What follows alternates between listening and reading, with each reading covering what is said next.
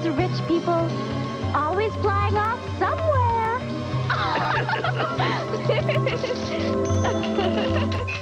Welcome to the Vegan Vanguard, a show about all things from the perspective of two revolutionary vegan women. I'm Mexi. And I'm Maureen. And today we'll be talking about anti-Semitism in the vegan movement and anti-Semitism more generally in the sort of alt-right, radical, ethnocentric political climate that we're living in, and how veganism is becoming part of their agenda to push this ideology. And before we jump in, we just wanted to make a quick disclaimer that neither of us are Jewish, so that neither of us have actually experienced anti-Semitism. And that's just important because obviously we'll be talking about an oppression and a systemic discrimination from the point of view of people who just haven't experienced it. So do stick around until the later half of the podcast if you would like to hear a lot of names of Jewish people who actually talk about anti-Semitism and advocate for global liberation and anti-capitalism, etc. I just wanted to acknowledge that we're talking from the point of view of allies who oppose anti-Semitism, but also as a privileged group who has never experienced anti-Jewish oppression. So first we'll be looking at the history of vegetarianism in Nazi anti-Semitic movements, and then we'll be looking at how that ideology is seeping into the mainstream vegan movement, or I shouldn't call it the mainstream vegan movement, but just like a subculture of the vegan movement. And then we'll be looking at how fascism is capitalism in decay, essentially, how, the capitalist system, by producing crises, etc., leads to like totalitarianism and fascism. And then we'll also be looking at anti-Semitism in anti-capitalist movements a little bit. And that's more or less what I have. All right. Ooh, it's going to be a long episode. Yeah. Okay, first of all, Happy New Year, everyone. Happy New Year, everyone. Yeah. I'm starting the new year on such a bad foot. Yeah, Maureen is not feeling so well right now. Not feeling so hot today. Could be feeling hotter. I really could, yeah. I am feeling a bit better than this morning when I just thought I would never feel like myself again. But somehow I have managed to recuperate a little bit. Yeah. And now I'm at least able to read and open my eyes and have a discussion with you. Something that I was worried I wouldn't be able to do this morning. Yikes. Well, giddy up, listeners. Yeah. How did you feel about my ability to perform when you received my voice notes yesterday? No, I thought it'd be fine. You're always fine. You always bounce back. Oh, good. Yeah. Good. You run on no sleep all the time, so. I do run on no sleep all the time. Yeah. One of my many resolutions for 2018 is to try and get better sleep. I don't usually make resolutions. I really have to think about that. I don't know. New Year's is the only holiday I actually like, if you can call it a holiday. Mine is Halloween, but that's also my birthday, so. So you're biased. Yeah. But anyway, maybe the listeners can tell us if they have any significant resolutions. So we got a number of new patron pledges in the past 2 weeks. I think we have 5. Wow. It's a lot. So thank you so much for your support. And once again, if you wanted to support the show, which really goes a long way, we're trying to save up for some new equipment and some other things. You can make a one-time donation via PayPal on our website, or you can sign up on our Patreon page as a monthly pledge. So we want to say a very special thank you to Grace, or the Vegan Marxist, Barry Mackey Conlin, Helen Grainer, Mike Albanese, and I'm very, very sorry that I'm probably not going to pronounce this correctly, but Akan Daybas. Thank you so much for joining up and becoming our monthly patrons. And I would also like to give a special thanks to Sonia Gaydicki. Sorry, just Sonia, thank you so much. She made a one-time PayPal donation, which was very generous. So thank you for that. Thanks so much, everyone. Yeah. All right, so should we get into it? Let's just get into it. So, for anyone who's not in the vegan sphere, the online vegan community, I'm just going to talk briefly about how some of this, white nationalist alt-right ideology has been seeping into our communities. There are a number of figures who are, vegan celebrities in the movement, that have been slowly moving from just like a general anti-SJW stance to like more insidiously like alt-right messaging and rhetoric. So we have big names like Fully Raw Christina, tacitly endorsing people like John Rose, who is this like fully raw vegan guru. Just for the record, I don't really watch a lot of these people's channels. This has just been like brought to my attention. Because I personally don't get a lot out of like what I ate in a day of like raw vegan or like whatever. But yeah, these are big figures. So Fully Raw Christina tacitly supporting this fully raw guru John Rose, who is a neo-Nazi basically and like a Hitler apologist. What? Really? Yes. Oh my god, I have no idea who this dude is. Yeah, I'll have to show you later, or if anyone's interested in like looking this up. He goes off in all of his videos just talking about how like we've just been taught that like Hitler was so bad and yeah, so there's that. I'm sure a lot of people are aware of Vegan Gains.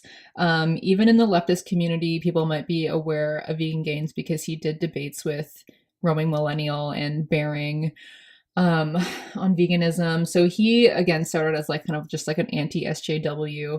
I actually used to like him. Like I actually used to subscribe to him and watch his videos like a long time ago because he was good. It was like really informative. He did a lot of good research and he really shut people down if they were kind of questioning the vegan message. But yeah, he just really got into this like anti-SJW train, and then recently has been moving like full force into the alt-right. He did a live stream with Tara McCarthy. For anyone who doesn't know Tara McCarthy, I mean, I think she's more well known in leftist circles because she's a very prominent figure, like a woman on the alt-right, like buddying up with like Lauren Southern, etc. She just talks a lot about like a white ethno-state and like really puts down any non-whites for a number of reasons. Like she's like a race realist, etc. And yeah, so Vegan Gains did this stream with her, and did they talk about that in particular? Well, he did not denounce any of their like white nationalist rhetoric, and like he was going off about like Islam and like Black Lives Matter, which is ridiculous because he himself is not white. So right. Yeah, you don't have to be white to like espouse white nationalist beliefs. No, absolutely not. So we have Jamie Liardi. I don't sit around watching these people's channels. Like I really don't. I know him because I used to follow him when he went by Simply Vegan. And I liked his channel, and then he just slowly really fucking went off the deep end. And now he posts like 45-minute videos about like anti-globalism and how quote unquote globalism. I think we could do a whole podcast on that bullshit. But anyway, and also like Corey McCarthy, obviously related to Tara McCarthy, and he's like another vegan bodybuilder who is also a neo-Nazi. So there's a lot. There's also the golden one. Is he vegan? Is he not? I didn't know Wait, it was vegan. I definitely thought he was vegan. I'm gonna look this up right now. I really don't think he is. Oh, okay. His first videos, I'm going semi-vegan and 90% vegetarian. Oh my God, and he has a video called Vegan Gains. I actually like him. Oh my God. No, yeah, he's posted a lot about veganism, protein intake, and macronutrients. Wow. He does collabs with Corey McCarthy. Oh, fuck. All right. Okay, so the Yeah, golden one. no, Fuck, man. This is like tarnishing the movement so badly. The fucking golden one is a vegan. right. Oh, God. Oh my God. This is horrible. All right, yeah, so from what I gather with the titles, he's just very interested in veganism and somewhat promotes it, which does not surprise me because we'll Yeah, see why vegetarianism has like such a deep and dark history in right. like extreme right-wing movements, which he is definitely a part of. Definitely. So yeah, and I mean So like yeah, you and I have had experiences with certain people who are not super popular but just like commenting on our channels and like harassing us about yeah, Hitler, right. to put it mildly. Yeah, So yeah, I mean we've been really experiencing this growth in this really like white nationalist or like alt-right, just real oppressive kind of fascistic kind of ideas just moving into the vegan movement. And again, like I said, I don't sit down and watch these people very often, but in looking, like doing some research for this podcast, I started to watch a bit of, different people's videos. So I was watching Jamie Liardi, and looking at like Tara McCarthy's Twitter and everything. And something that really jumped out at me is the fact that like their whole motto or their whole like premise is like question everything, question all facts, the establishment is lying. And this is really, it's kind of like a really dangerous trope, kind of like the freedom of speech trope that's just become this weird co-opted idea that allows you to question certain things, like question things that have basically been determined to be fact, just question those facts but not question other things, like not question the reason behind structural inequality or like institutional racism or anything like that, you know what I mean? So what I found really interesting was that Jamie Liardi, I guess, on his page, he said that he started out as like more of like an anti-capitalist, social justice warrior, vegan, like really wanted to make change in the world. But then just became so disillusioned and then started to realize that like everything is a lie and like we have to question everything. And that led him down this road of like Nazism, basically. And it's just amazing to me because he said that he wanted actually to fight to create an alternative to this capitalistic, unsustainable tyranny that we're living in now and put an end to exploitation and enslavement. And yet he's like not actually understanding where that is coming from, and he's definitely not questioning it. So they say that this is the world now of the allies, which are the victors of the war, and this is one of globalism and capitalism and communism, which is also hilarious that it's like, what? Capitalism and communism? That's this is our like world. Mexi, why not?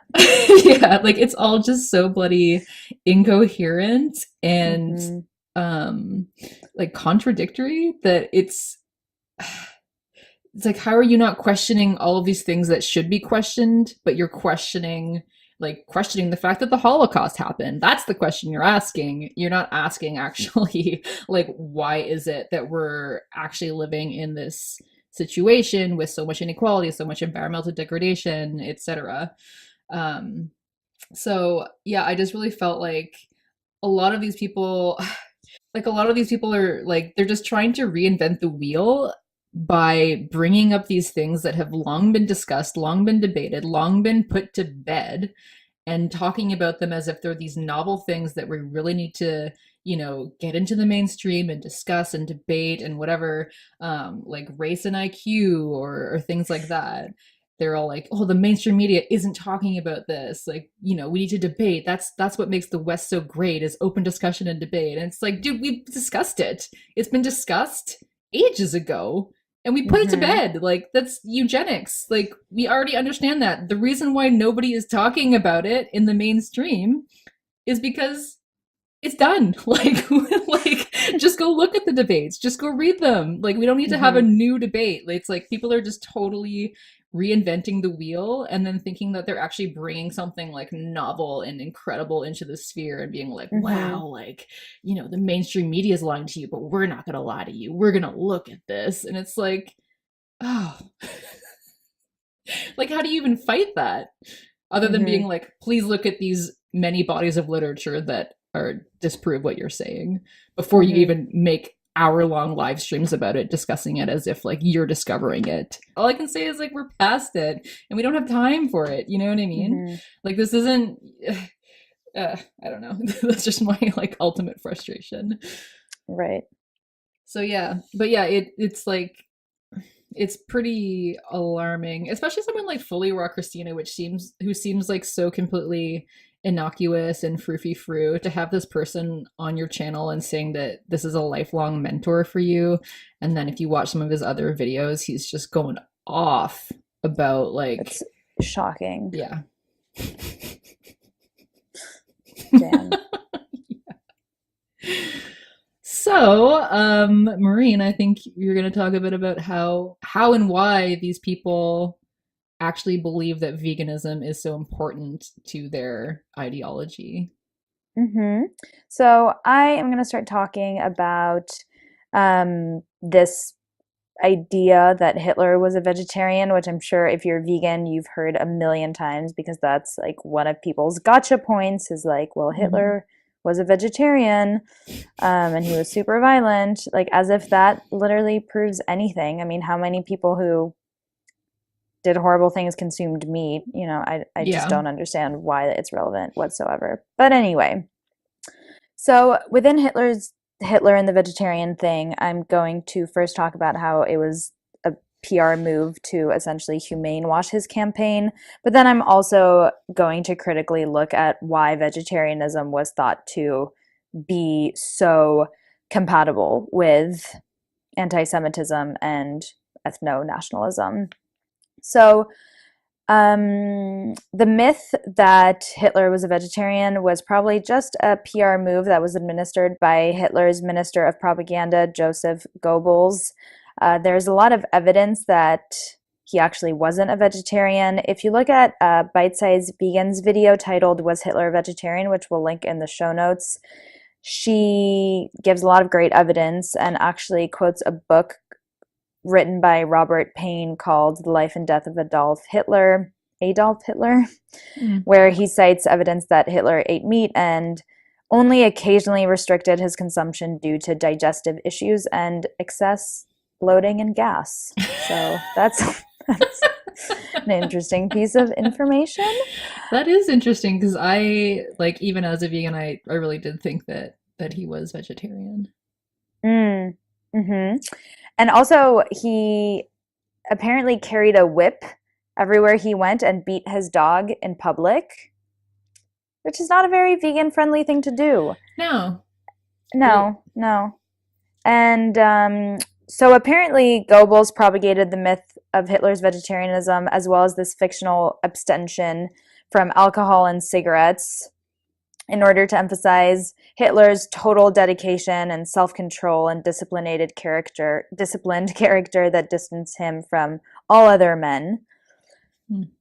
And not only was Hitler not opposed to animal cruelty, he actually, in a lot of the slaughterhouses and his treatment of Jews were directly influenced by assembly line slaughterhouses in the United States. And this is explored extensively in the book Eternal Treblinka.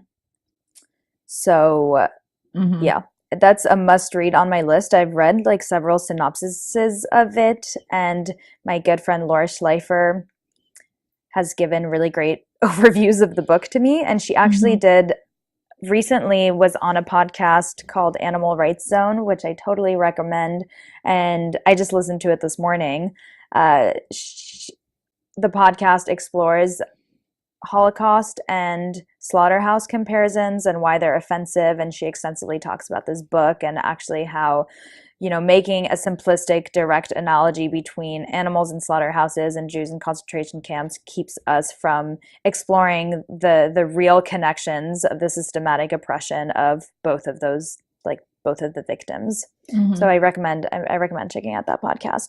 So apart from the fact that Hitler wasn't actually in practice a vegetarian, Hitler also bolstered his belief in ethno-nationalism, or the belief that Europe rightfully belonged only to Aryans, with a desire to respect animals and respect the environment. The Nazi government heavily pushed environmental reforms and animal welfare reforms, such as reforestation programs and the protection of certain species of plants and animals. Along with Hitler, Heinrich Himmler, who was also one of the prominent figures of the Nazi Party, was a vegetarian who opposed vivisection and cruelty towards animals. So this desire to protect the environment and also protect animals is very much linked to the conviction that Europeans should only be Aryans and they should be deeply connected to the land and protective of the land and be, pure and propagate, I guess, racial exceptionalism. And this still very much persists today. A Vice article called, one second. Why so many white supremacists are into veganism? Yeah, that's it. Yeah, that's the one I was looking to. Awesome, thank you. Well, so they explain how important the notion of blood and soil is to right-wing fascists. And this fictional connection to the land was also defended last year in Charlottesville. So the article explains that, quote, blood and soil lends itself to an idealized vision of Aryan ethical veganism as part of white people's racial purity and heritage. Romanticized veganism can serve as an entry point to white nationalism or reinforce other white nationalist beliefs. Mm-hmm. What I thought was like super interesting as part of this was the fact that like they kind of admit that vegetarianism was actually like a non-white thing historically. Like it grew out of like Hinduism in ancient India. So they kind of acknowledge that, but then they say that that kind of vegetarianism is selfish because Hindus abstain from meat for fear of retribution in the afterlife, whereas Aryan vegetarians are unselfish and they're just demonstrating their superiority like for the good of all sentient creatures except non-whites and Jews. Yeah, that actually lends itself well to my next point, which is that vegetarianism has been espoused by right-wing ideology because of this idea of moral rectitude and fighting degeneracy. So that article also mentions that on Aryanism.net, for example, there's a full page dedicated to veganism filled with quotes from Hitler, Hess, Devi, and Joseph Goebbels to ultimately argue that veganism is a hallmark of an authentic National Socialist, and it's a sign of genuine empathy and a level of nobility beyond presently popular norms. So they propose that veganism should not only be associated with quote-unquote pacifist hippie caricatures, and instead that the true vegan archetype is the noble Aryan warrior. God! Yeah. This is like unbearable for me to hear. I'm honestly like juxtaposing this idea, like this image of this Aryan warrior, like the golden one flexing his muscles and like his spear. I'm juxtaposing that with, the Instagrams of like Bonnie Rebecca and Ellen Fisher and like all these, people who are just like, oh, like super hippie, like caricatures of like white people being like, I love the earth and I love plants and animals and you know what I mean? Right. Fuck. Like, yeah.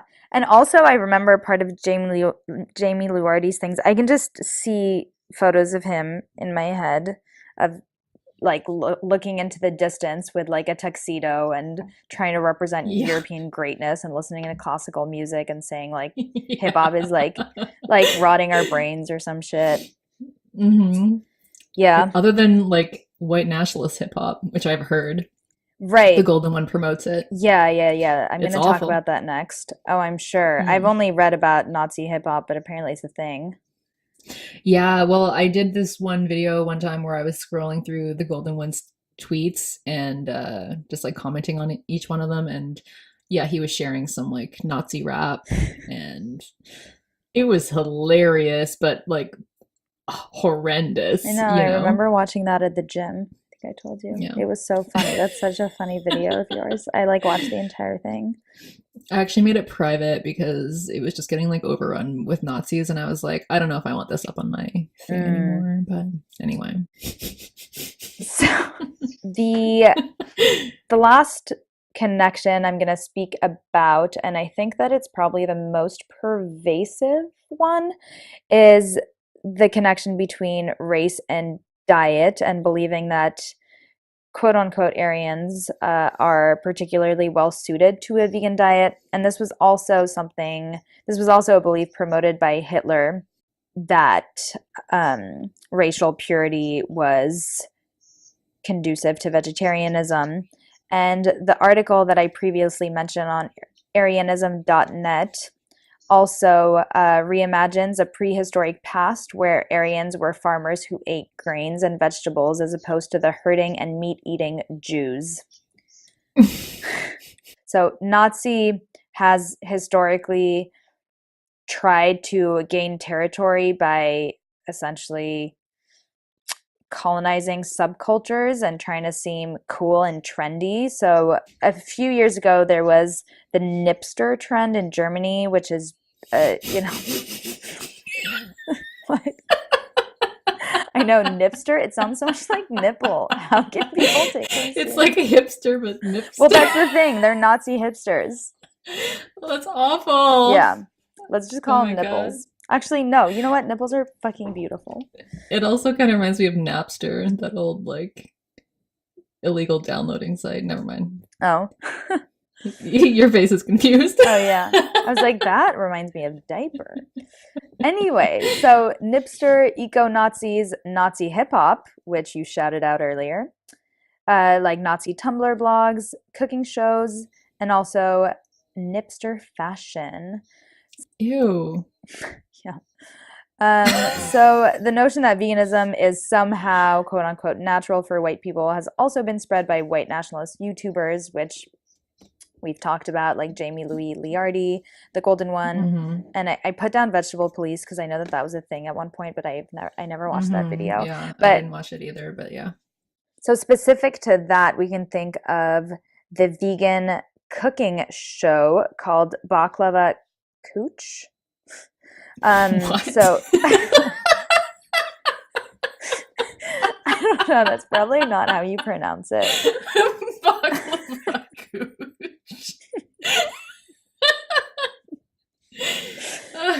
Okay. So it's present. I think that should be the name of the episode. Nipsters and baklava cooches. Yeah. So the cooking show is presented by nationalist socialists from Hanover wearing baklavas. Mm. And balaclavas? What? You mean balaclavas? No, it's called. Oh yeah. I'm like, they're wearing desserts on their faces. Wait, I thought baklavas were a dessert. Oh my god, that makes sense. Balaclava, you're right, because it's balaclava awesome. Cooch. Mm-hmm. Y'all, I'm not awake today. Okay, and my head hurts. That's fine. That was awesome. There's also a cooking magazine called Homefront, run by a white nationalist woman, that focuses on domestic issues and housekeeping and promotes vegetarian recipes for Aryan healthy families. Yeah, like they're all just totally ignoring the fact that this actually started in Eastern cultures. Like this started in ancient India. Like this was not, Totally. like an Aryan thing. I mean, I guess it was also there in ancient Greece, but come on, Yeah, no, it's super fucked up. And it's just like, yeah, they've completely appropriated and co-opted veganism to promote their hmm agenda. And also because like in this capitalist global economy, I mean, for so long, many of the like non-Western countries and different people were like by necessity vegetarian because they couldn't actually access meat. So it's like vegetarianism has been a real global thing for a real long time. And if it made people, racially superior, then uh looks like everyone else has been racially superior to us for millennia. Hmm. And I feel like that's why they make the distinction that you spoke about earlier, that their veganism is like ethically based in animal rights and like supreme compassion and moral rectitude rather than, hmm just a vegetarian or vegan diet that is actually motivated by selfish, either health related concerns or spiritually related motives or hmm whatever. But even if you look into like the spiritual reasons of why they were doing it, like a lot of it just had to do with like respecting the sentience of all beings and not wanting to consume something that had a soul. So Totally. it doesn't sound that selfish, really. It sounds like the same reasons. They just had to paint it in like a different light. Totally. So, next we can move in to why capitalism leads to fascism and why anti-Semitism is an extension of that. hmm Yeah, I feel like the underlying cause to all of this, or like not, yeah. Well, I feel like the underlying problem to a lot of this is just a complete lack of understanding of political economy in any real sense. Like all of these people who get online and have their things being like question everything, but they don't actually ever question the reasons why we have structural inequality or why racism persists. Like they'll say things like Tara McCarthy will say things like, oh, obviously non-whites are just perform poorly in the market. But well, not all non-whites or whatever, but let's say black people perform poorly in the market, but they wouldn't ever actually look at like, well, what are some of the structural oppressions? Like, what are the reasons behind this? They'll just assume, oh, it's because of the your race. That's exactly why, right? So it's like question some things, just take everything else at face value. And this just complete lack of understanding of political economy, I think, really opens people up to believing in these things because like that's why I dedicate my whole channel to that, to teaching that. Like I don't spend a lot of time making call out videos or like making videos about like, oh, this person's a racist, this person whatever, because it's just like, well, what does me calling you a racist do? That's just, you know what I mean? Like I need to educate you as to why these things are happening so that you do not have those racist beliefs in the first place, so that you do not look at a poor person struggling in a ghetto somewhere and think, oh, they're there because of their race, instead of they're there because of racialized capitalism that's exploiting them. And like, all of these things that they're concerned about, like the decline of white culture and white genocide, quote unquote, or declining levels of means of subsistence for white people across America, or even in Europe, instead of actually looking at the real problems that are underlying these things or having any understanding of them, they're just going to blame things on very surface level things, that again we've already debated, we've already put this to bed, we're past it. So I feel like the most dangerous part of all of this is that no one is actually seeing what is driving this on like a real structural level, systemic level. And Absolutely. And if you just look at the state of the world right now, like people's actual material conditions, and also if you don't question the narrative that we're just sold on a daily basis, yeah, like whites on average in the United States, I think a family has like 22 times the amount of wealth as Black families. They're obviously Mm-hmm. like more educated, more well off, and Their like life expectancy is way longer. yeah, exactly. But it's, you got to question why that is. And I know that a lot of this white nationalist movement, I'm going to talk about Jamie for a second again, because I'm the most familiar with like his realization because I kind of saw it happening. But he points Mm-hmm. to, all the great things that white people have done and the classical music and the breakthroughs in mathematical knowledge and the beautiful architecture. But it's like, dude, like Mm-hmm. look at where we stole all of these resources from. Like, Mm-hmm. how are Yeah. you missing such a giant part of the picture here? Yeah, if you Mm-hmm. look at the situation right now and don't question the history, and also Mm-hmm. look at the situation through how it's presented to us, which is like that white Mm-hmm. people do so many amazing things, then Mm-hmm. yeah, you're going to think white people are superior. Right. Yeah, and yeah, it's so interesting because like even if you think about things like Machu Picchu, which was like a marvel of engineering, Mm. like they actually built that thing and they terraced the under the like the soil levels so that there was like a rock level and a soil level. They terraced all of Wow. that so that it would never erode down the mountain. Never.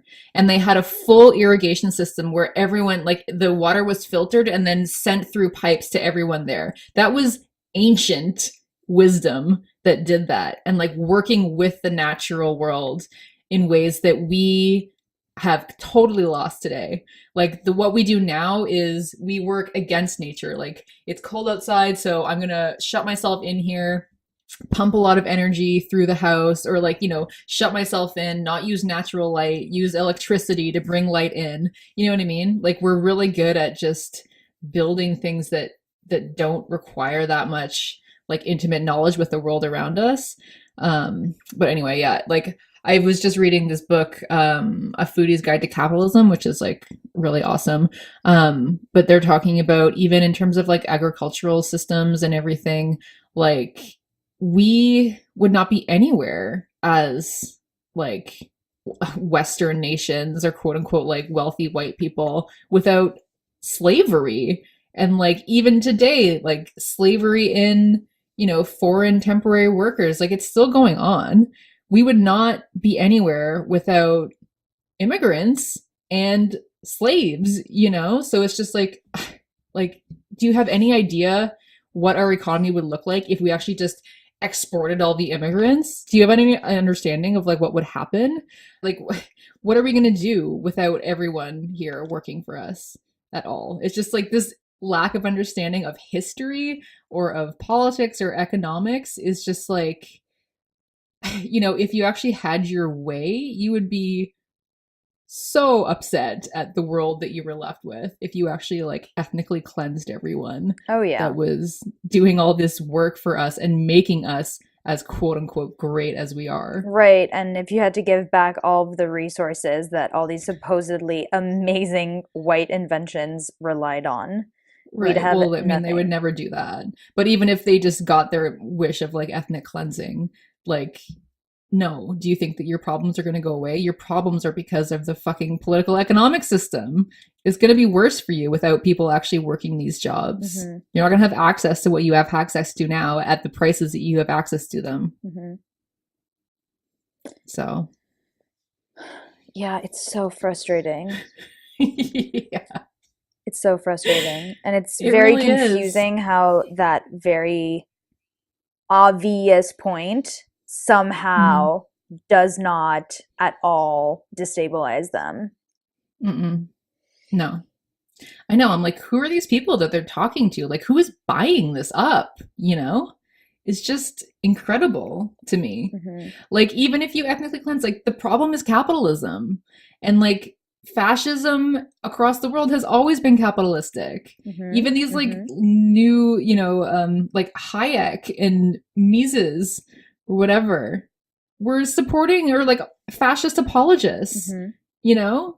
So, Right. And capitalism has really thrived under fascist dictatorships in the past. really, Look really. at I mean, Pinochet. Look at Hitler. Look Exactly. at Like, Mussolini. yeah, the CIA has installed dictators for the Right. sole purpose of instituting like Chicago Boys, Washington Consensus type economies. Like, they've done that purposefully because they knew that dictators could get it done, whereas if they opened it up for democratic discussion and debate, people would not be down for like losing all of their benefits, losing their health care, privatizing water, and not being able to access fucking anything. They would not be down for that. I mean, some of the places today that they're having the greatest growth in GDP are under totalitarian regimes. Yeah. That's maybe why Trump's all into... Like Cambodia. Right, and the Philippines. Yeah. Man, just gets me so mad. Right. Yeah, that capitalism is always going to produce crises of various intensities and lengths as long as it exists. And this is just because structurally capitalism chases infinite growth on a finite planet, and capitalists are always eventually going to run out of either labor, power, or natural resources, or exploit the working class so much that they don't have the purchasing power to actually buy any of the goods that they produce. And so, yes, capitalism creates the market and destroys it at the same time. And this is a contradiction that is never resolved. It only creates the illusion of recovery in several different ways, but it doesn't actually ever like resolve its main contradiction. And whenever crisis hits, the system's justifications for existing need to become more and more radical. So as economist Richard Wolff says, quote, when capitalism is in crisis, it needs to come up with an explanation to its problems that can lead to actions to be taken that will leave the system out of the conversation. And this is when toxic ideologies like right-wing nationalism are able to spread, and we're seeing this happen a lot today. That right-wing nationalism is spreading as a direct response to people's grievances and desperation. So they're able to tap into people's pain and fear of lost status, whether it's racial, gendered, or economic, and scapegoat either Jews or refugees or Black people or whoever for the system's failures. This was very much true with Hitler, who capitalized off of the Great Depression in 1929, which left tens of millions of people unemployed. And Hitler was able to tap into people's fear and anger and turn it into ethnocentric nationalist pride. So really, fascism and racism are the underbelly of capitalism, because capitalism necessarily creates inequality, necessarily creates exploitation. And then these ideologies are necessarily needed to justify the inequalities that capitalism has produced. So rather than blaming the system itself, it responds to capitalism's invariable crises by redirecting people's revolutionary anger towards the victims of the machines who have absolutely nothing to do with its technical inaptitudes. And I really felt like bringing this up because on our channel, I know that, I mean, on your channel and on my channel, a comment that we get a lot is, oh, then if you're blaming capitalism, what are you endorsing? Fascism? Would you prefer, the dictatorships that went on? And it's like, no, let's look at the connection between why those dictatorships were able to thrive under the economic system of capitalism, because fascism is just capitalism in decay. Who said that? I don't want to take credit for that quote. Lenin. Well, let's look forward to comments on that. Well, I think my listeners will be down for it, but yeah. Well, I mean, like, people say a lot that like in times of crisis, capitalist crisis, it'll swing one of two ways. It'll either swing towards socialism or towards fascism. And the reason that in modern day, or the reason that, a lot of times it tends to swing more towards fascism, and the reason why people are more attracted to that today is because fascism is capitalistic. So people are not being asked to significantly challenge the economic system. They're not being asked to significantly, redistribute wealth. They're not, they don't have to lose their positions of power and privilege. So they'd rather submit to this totally racist, authoritarian ideology than move towards socialism, because socialism is like too radical for them. Like, oh, changing the bedrock of society, like egalitarianism, redistribution, welfare and help, right? Like, I might not be in this position of power and privilege anymore. So people are just find fascism more palatable, which is like so sickening to me. That, like, I think that just shows the level of internalization of, neoliberal rhetoric that is prevalent here, that like we would rather go towards fascism than actually redistribution of wealth in any meaningful sense. I also feel like a transition to fascism, though, is going to benefit from a lot more material support from the people who have it than a transition to socialism. Yeah. But yeah, I Yeah, for totally get sure. what you mean. And hmm I feel like it's this double-edged thing where you need to push individualism to the max so that you make people really scared of their own precarious situation. And then you also simultaneously push this ideology that it's actually, your neighbors of color that are causing you to be in this situation, which like I feel hmm like would fall flat if we weren't all so conditioned with individualism all the time. Yeah, I mean, like, if you think about it, this is the kind of rhetoric that is just present normally in many like conservative parties, like, many conservative platforms or Republican platforms will shift the blame away from the actual system and towards immigrants or towards unions. Like, how many, conservative uncles have you heard just like, oh, the damn unions are too, you know what I mean? Mm-hmm. Or like, immigrants are taking our jobs. And then if you actually look at the facts, it's like, no, they are not. They are supporting our entire economy, you know? So yeah, I feel like this kind of stuff is, I feel like it's able to gain the momentum and everything that it is gaining recently because it's always present in like neoliberal rhetoric to some extent. Like, it's already there in our minds, and so this is just like an exaggeration of it, whereas socialist rhetoric is not present in our minds. Like, to that is so foreign Yes. to people that like this kind of stuff makes more sense to them because it's just saying things that have already been said, but just a little more forcefully, or like a Mm-hmm. lot more forcefully, but like things that have already been out there in the public sphere. Right. It's a really good point. I hadn't even considered that. So, So, the next point, we did want to talk about this in the podcast because we thought it was important. The fact that there is anti-Semitism in parts of the leftist anti-capitalist movements, and that obviously we very much condemn that. And mhm, anti-Semitism is still a problem, obviously.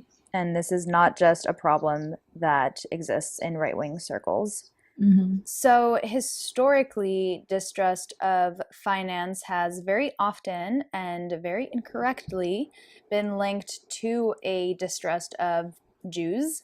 mm, And I think it's an extremely dangerous and problematic association, which we need to be hyper vigilant of because representing Jews as cruel and as self interested has been used as a justification for anti Semitism and a tactic to treat them inhumanely for literally centuries. We mhm, can think about one of the earliest and most prominent examples of this stereotype in the story of Judas, who was the ultimate betrayer of Jesus, who was a malicious, greedy moneylender.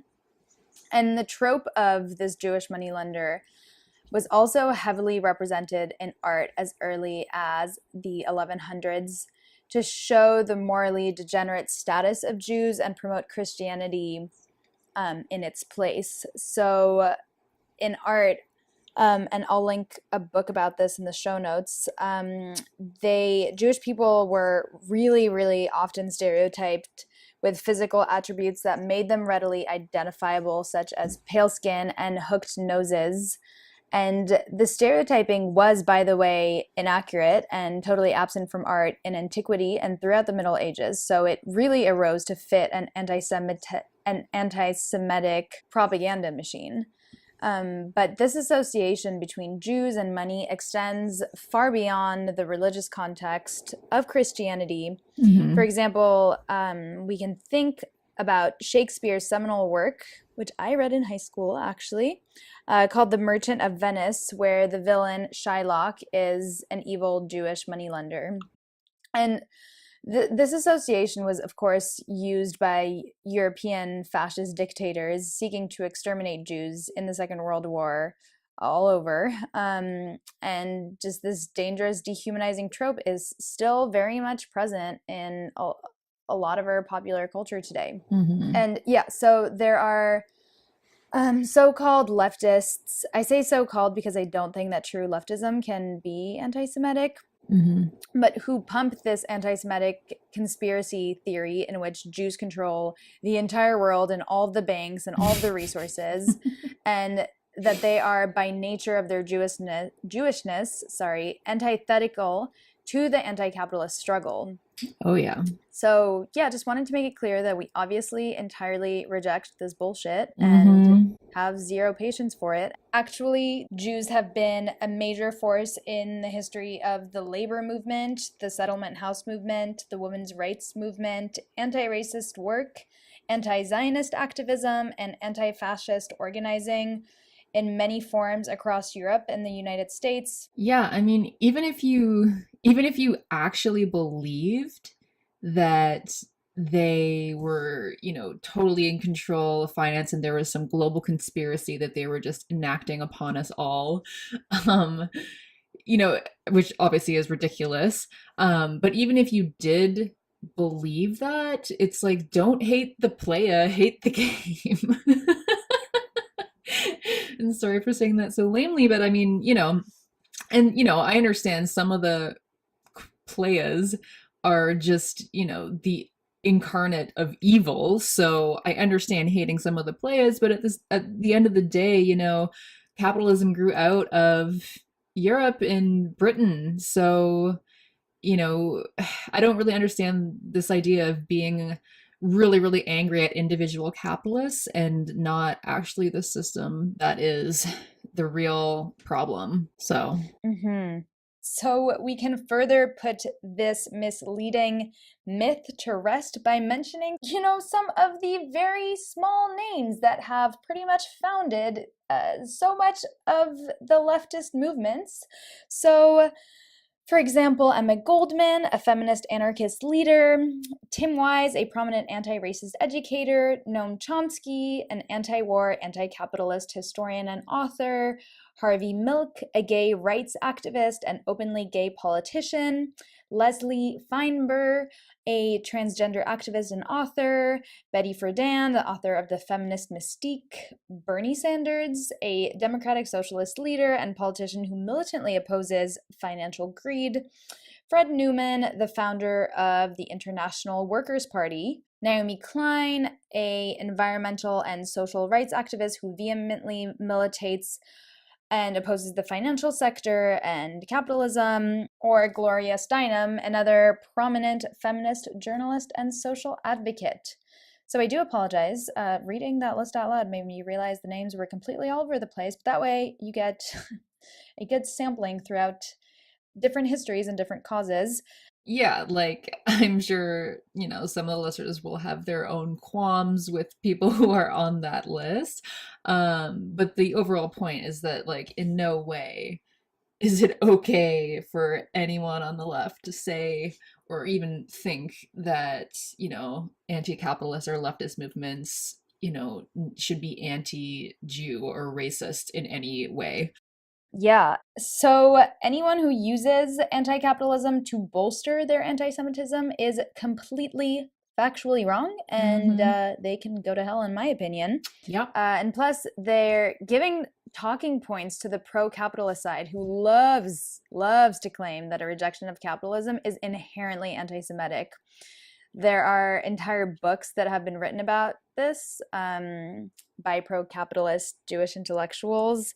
Like there's this book called Why Are Jews Liberals by Norman Podhoretz, or a talk that I recently watched on YouTube by Yaron Brook that basically says that any Jew that doesn't espouse economic individualism is self-hating because leftism is inherently against their self-interest. Mm-hmm. And the same rhetoric has, of course, been used by non-Jewish pro-capitalist people as well to discredit any anti-capitalist movement as being inherently anti-Semitic.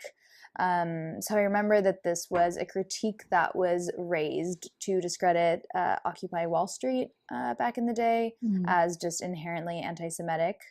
Mm-hmm. Yeah. I think it's interesting today that like that has also been like taken up by people who are capitalists, like the alt-right, the people who like use that ideology now to say that like Jews are part of this like global conspiracy, like the globalists, quote unquote. Like these are all people who are fascist and obviously pro-capitalist. Absolutely. So. Yeah, and the fact that right now, you know, in the United States, we have like basically the most pro-Israel government ever, and also the most overtly anti-Semitic government in a very, very long time. You know, so like obviously Yeah. people who think anti-Zionism is connected to anti-Semitism like should take that at face value and be like, huh, why is an anti-Semite being so supportive of Israel? Maybe they're not that connected. Right. Right. So yeah. So yeah, just I reject anti-Semitism regardless of where it is, and I'm aware that yeah, I think that true like leftism and socialism should obviously not be anti-Semitic, and I obviously don't agree with the stereotyping of Jews as like greedy money lenders, and I think that it's very important that leftists also take a stance against that. Yeah, I mean, I'm really encouraged, like in the leftist online spaces that I'm in, like I'm really not seeing anti-Semitism, and like the big leftist YouTubers that I'm seeing are like definitely not anti-Semitic. I'm like seeing that a lot on the right. But again, we've had some experiences with people on our channels who are I don't even know what to say, honestly. Yeah, But I just mean, so awful, many, just yeah, awful. I've gotten comments. I've gotten comments basically passionately urging me to look into why Jews are responsible for everything that I talk about, or, you know, like, Yeah. why anti-capitalism also needs to fundamentally reject Judaism. Wow. See, I never get comments like that. But there was that person that we both had a problem with who, this is funny, loved my videos. Loved them so much that he made several videos about how awesome they were. And these were videos in which I did a Marxist economic analysis, and he loved it. Then later, when he found out that this was Marxist analysis, hated me, like made this big scene cutting ties with me because Marx was a Jew. And how did I not know that Marx is the problem and that, you know, Hitler was the real socialist savior? I fucking hate when people say that like National Socialism is actually socialism. It makes me want to like shoot my brains out. Actually, I'll link some videos. Democratic Socialist 01 did some really good videos about how it's like absurd. But yeah, like I've definitely been berated by the like Hitler was the real socialist, which is like I just want to pull my hair out and die. Yeah. So I just wanted to leave off by mentioning Jewish Voices for Peace, which is an organization I've like mentioned on the show before and also on my channel, but as just an example of people who like use and like revindicate their Jewish faith as well, you know what? Let me just read the statement on their website. So they say Jewish Voices for Peace members are inspired by Jewish tradition to work together for peace, social justice, equality, human rights, respect for international law, and a U.S. foreign policy based on these ideals. We are inspired by Jewish traditions to work for justice, and such work is part of our own liberation. We work to build Jewish communities that reflect the understanding that being Jewish and Judaism are not synonymous with Zionism or support for Israel. I would also add, or support for, the banking or financial industry. And they say our work is part of the broader struggle and commitment to end racism, anti-Jewish, anti-Muslim, and anti-Arab bigotry, and all forms of oppression. I also wanted to mention some of the many, many other explicitly Jewish organizations that advocate for the rights of Palestinian people and against the Israeli occupation. So organizations such as Independent Jewish Voices, which has branches in Canada and the UK, Not Now, Jews for Racial and Economic Justice, TRAFE Podcast, Jews Against the Occupation, Anarchists Against the Wall, 972 Magazine, and the International Jewish Anti-Zionist Network are just some of the names. But yeah, they're an example of people who actually use the Jewish tradition as a way to bolster their activism for all of these things that I believe in. Mm-hmm. Yeah, Jewish anti-Zionists. Yeah. Are a big deal. There's a lot of them, guys. Right. Yeah, they're a thing. They're a thing. They're a thing. I made a video with a Jewish anti-Zionist woman called Laura Slifer, who just has helped me learn so much about all of this stuff, and so I'm super thankful. So we'll link the podcast that she was in about anti-Semitism and veganism, and also the video from my channel where she just explains, is like a fucking walking encyclopedia about Zionism and Israel and Palestine and the occupation and et cetera, et cetera. Mm-hmm. Yeah. Yes. So. All right. So yeah, we covered a lot, but hopefully. Yeah, I mean, how do you think we should fight this? You know what I mean?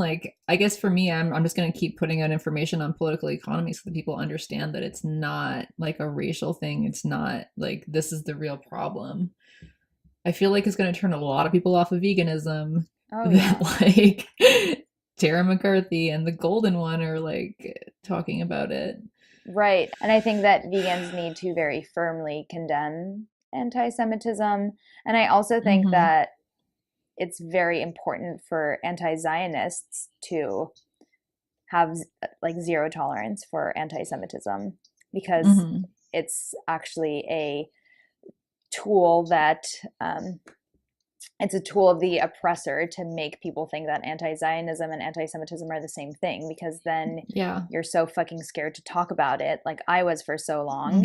And I'm still labeled as an anti-Semitic from time to time. And I gotta be honest, it really scares me. It's and frustrates me, and is just such a bullshit tactic and misrepresentation of my views to shut me up because they don't want me to talk about Israel.